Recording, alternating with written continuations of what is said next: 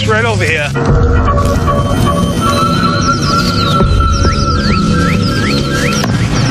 So this may have been a spot where a skeleton was exhumed. The account is that the jawbone was so large it could fit over the face of a finder. This skeleton wasn't just tall, it was giant. So we'll take some big, long scans. We'll look for disturbances, anomalies, anything in there that may strike us as abnormal. Excellent. Brothers Jim and Bill Vieira are beginning the quest of a lifetime. That's a good fit. The Vieiras are stonemasons in a small Massachusetts town. But in the past few years, Jim has devoted every spare minute to unraveling a fantastic mystery. It sounds like science fiction, but the bottom line is, I believe in giants. That's it. It's a wild story. It started about 20 years ago. There's no way a colonial farmer built this thing. Just a few miles from their home, Jim and Bill noticed strange stone walls and tunnels. There are no chisel marks. It's not quarried stone, and it just blew our minds. Based on their knowledge of stonework, the Vieiras believe that these structures could be much older than the colonial ruins found throughout New England. Could these stone structures that we found be part of a lost civilization? In an attempt to solve this mystery, Jim stumbled upon a historical account that would change his life forever. I started to read through town histories of Massachusetts. Deerfield, Massachusetts, 1895. What I ended up finding was an even stranger phenomenon.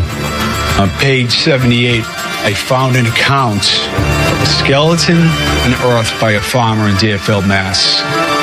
8 foot tall, double rows of teeth. I was stunned, and I showed Billy. I gave him a WTF.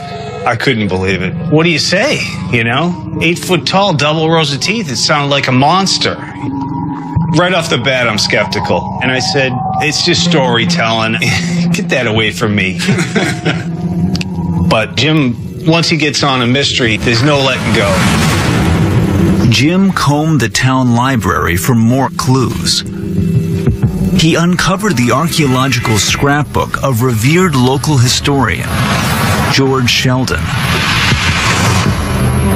And I opened it up. I started to see giant skeleton accounts cut and pasted in the scrapbook. And that was my Da Vinci Code moment. I started collecting these accounts of giant skeleton finds. Ozark Caves in Arkansas, 9 foot.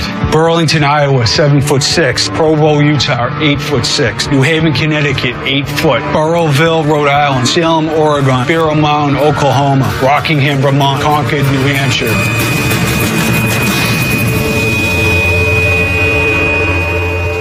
Dude, you gotta tap the brakes. People are gonna think you're whacked. Why is anybody gonna think I'm whacked? There are times when Big Jim has to be reeled in. He's completely obsessive. Every day he'd come up with a new giant account. I'm like a freak show. I just can remember volumes of information.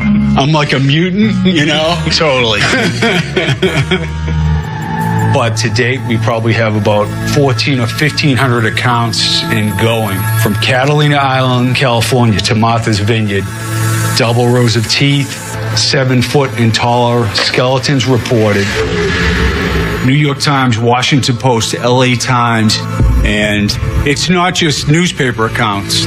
George Washington reported giant bones in Virginia. Even Abraham Lincoln talked about the discovery of giant bones. At a certain point, I reluctantly started to believe. But if all the accounts are to be believed, what is the truth about these enormous skeletons?